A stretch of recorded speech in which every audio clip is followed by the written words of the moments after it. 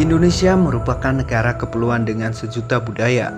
Kondisi alam yang beraneka ragam membuat masyarakat Indonesia memiliki pengalaman yang beragam pula dalam menjalani kesehariannya. Maka sudah semestinya pendidikan di negeri ini bisa merangkul seluruh keragaman dengan memberikan pendidikan yang adil. Adil pada konteks ini adalah dengan memberikan pendidikan sesuai dengan haknya melalui proses pembelajaran yang tanggap budaya. Pembelajaran yang tanggap budaya atau yang dikenal dengan istilah Culturally Responsive Teaching atau CRT adalah suatu metode pembelajaran yang berfokus pada adanya persamaan hak setiap peserta didik untuk mendapatkan pengajaran tanpa membedakan latar belakang budaya mereka. Dalam dunia pendidikan, pembelajaran tanggap budaya atau CRT adalah model pendidikan teoritis yang tidak hanya bertujuan meningkatkan prestasi peserta didik, tetapi juga membantu peserta didik menerima dan memperkokoh identitas budayanya. Dalam kurikulum Merdeka, guru perlu merancang kegiatan pembelajaran yang sesuai dengan keberagaman siswa di kelas. Guru bertugas untuk menciptakan suasana belajar yang nyaman, salah satunya dengan menempatkan peserta didik minoritas agar memiliki kesamaan hak dan memperoleh kesempatan yang sama dalam mengembangkan kemampuan diri.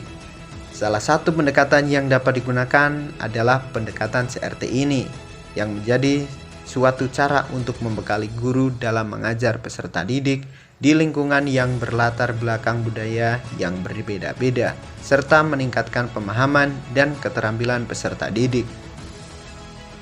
Dikemukakan oleh Guy tahun 2000, langkah-langkah pembelajaran pendekatan CRT yaitu sebagai berikut. Yang pertama, identitas diri peserta didik. Peserta didik diajak untuk mengenal identitas budayanya yang berkaitan dengan materi yang akan disampaikan. Yang kedua, pemahaman budaya. Peserta didik mengonstruksikan pemahaman budaya dengan ilmu pengetahuan baru yang diperoleh dari berbagai sumber. Yang ketiga, kolaborasi. Peserta didik bekerja sama dalam kelompok untuk membahas konsep dan perspektif budaya. Yang keempat, berpikir kritis untuk refleksi. Peserta didik membandingkan hasil diskusi dengan teori yang ada dengan bimbingan guru. Dan yang kelima, konstruksi transformatif. Peserta didik menyajikan pemahaman mereka melalui sebuah proyek. Sebagai contoh keterkaitan CRT pada materi adalah sebagai berikut dengan memasukkan unsur budaya dalam materi IPA, getaran dan gelombang pada kelas 8. Contohnya pada karawitan, yang mana merupakan seni musik tradisional Jawa yang memiliki ciri khas tersendiri. Beberapa alat musik yang sering digunakan dalam pagelaran karawitan melibatkan instrumen-instrumen tradisional Jawa. Berikut beberapa alat musik yang umumnya digunakan dalam pagelaran karawitan. Pada alat musik gamelan adalah ansambel musik yang terdiri dari berbagai jenis instrumen perkusi dan melodi. Instrumen-instrumen gamelan termasuk kendang, bonang, saron, demung, slendem, gong, dan lain-lain. Gamelan digunakan sebagai pengiring dalam pertunjukan karawitan dan memberikan nuansa khas musik Jawa. Semua alat musik tersebut bergetar dan menghasilkan gelombang suara. Begitu juga saat kamu mengetuk permukaan benda padat seperti ketika memukul gamelan, getaran yang dihasilkan oleh pukulan tersebut menciptakan gelombang bunyi. Jadi, getaran diperlukan untuk menghasilkan bunyi karena bunyi itu sendiri merupakan gelombang getaran. Ketika suatu benda bergetar, itu berarti benda tersebut bergerak bolak-balik dengan cepat. Gerakan ini menyebabkan partikel-partikel di sekitarnya ikut bergerak dan menciptakan gelombang yang merambat melalui medium seperti udara, air, atau padatan.